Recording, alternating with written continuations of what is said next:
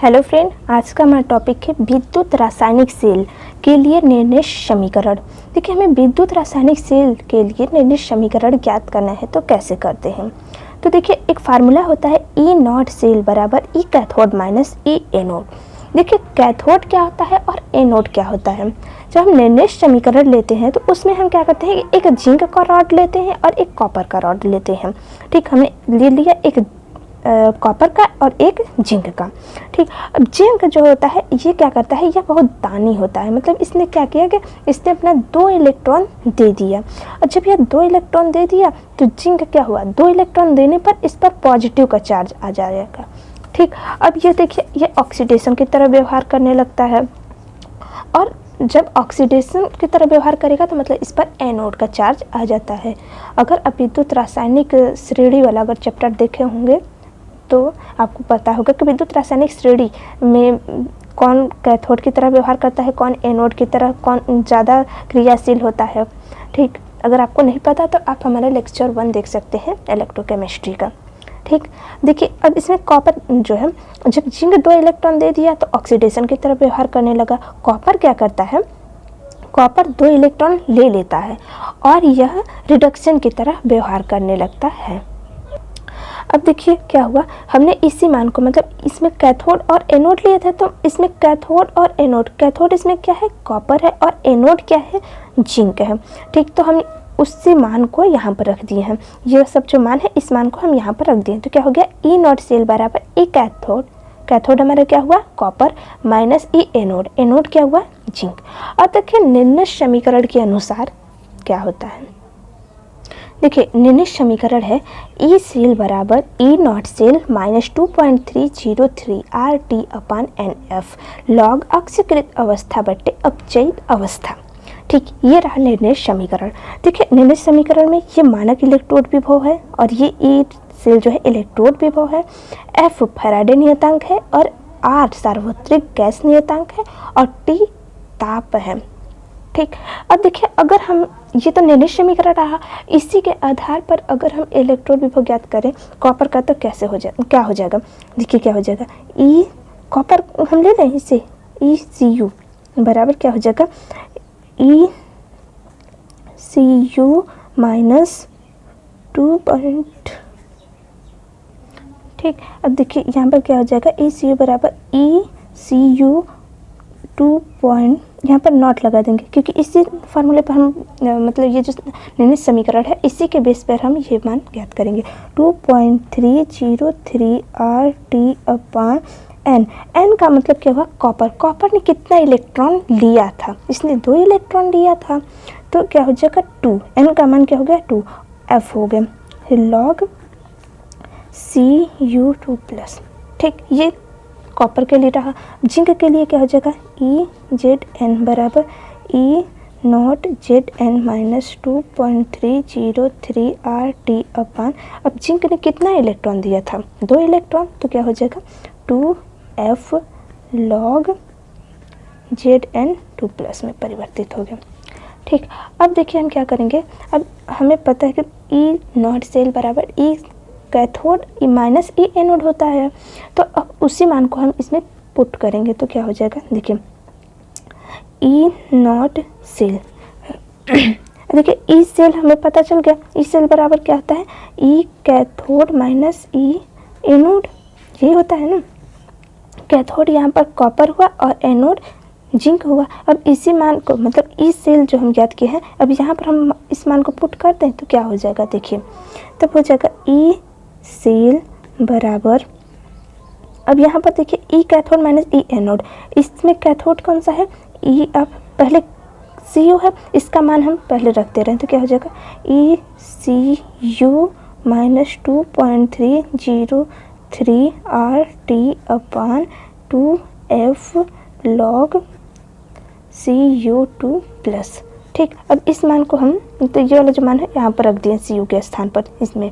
ठीक, अब देखिए क्या होगा, यहाँ पर माइनस लगा देते हैं, फिर इसके बाद क्या हो जाएगा, हम यहाँ पर माइनस लिख रहे हैं क्योंकि ये माइनस हुआ, फिर उसके बाद हम जिंक का मान रख देते हैं तो क्या हो जाएगा E naught Z N minus 2.303 R T upon 2f log Zn2 plus में परिवर्तित हो गया ये।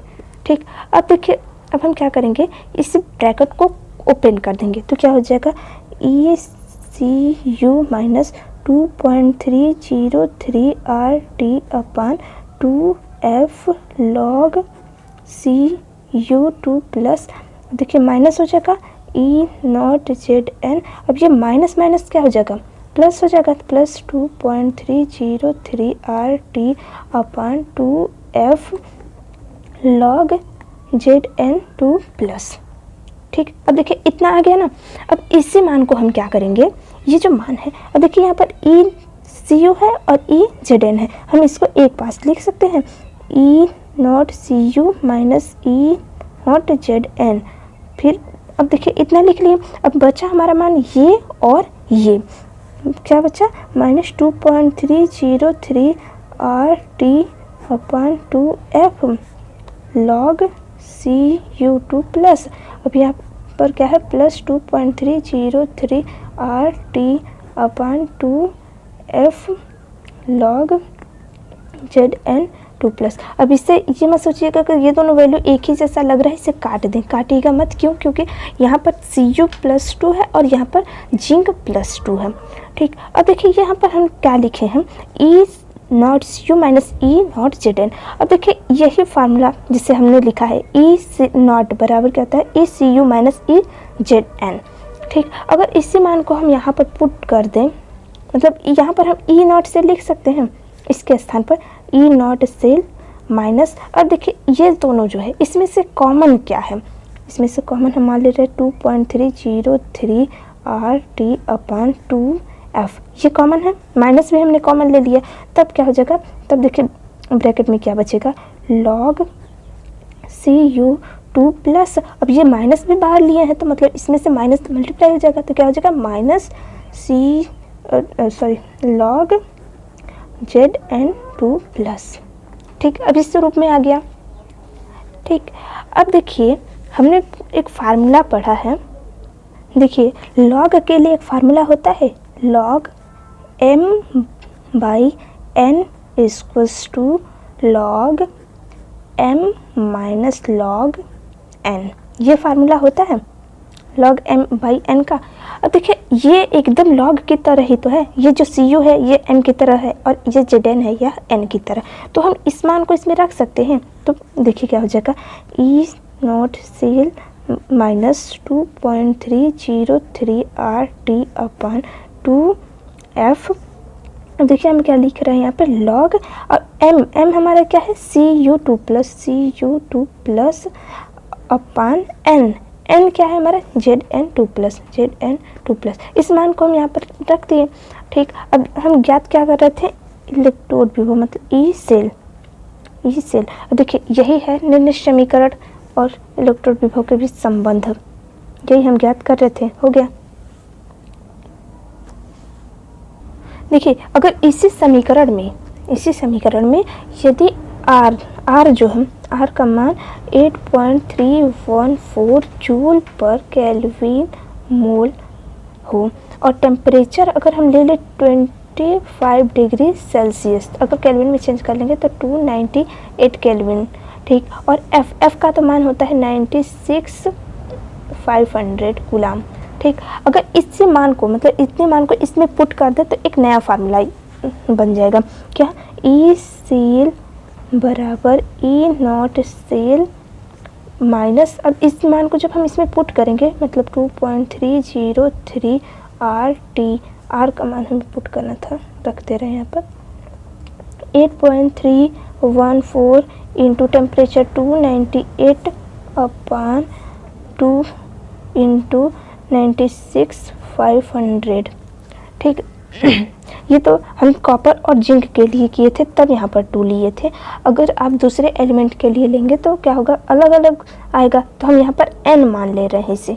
ठीक, n, फिर उसके बाद क्या हो जाएगा, log, ठीक है, अब जिंक कॉपर माने हैं तो Cu2 plus upon Zn2 plus. ठीक, अब इस मान को जब आप सॉल्व करेंगे, मान लेते हैं हम Cu और Zn लिए हैं तो यहाँ पर 2 ही रहने देते हैं। ठीक, तो क्या हो जाएगा, देखिए प्राप्त हो जाएगा हमें ई सेल बराबर E naught cell minus 0.0591 upon 2 log C U 2 plus upon ZN2 plus. अब देखिए ये एक नया समीकरण प्राप्त हो गया। ठीक, यहाँ पर CU है। आई होप दोस्तों आज का वीडियो आपको समझ में आया होगा। Thank you.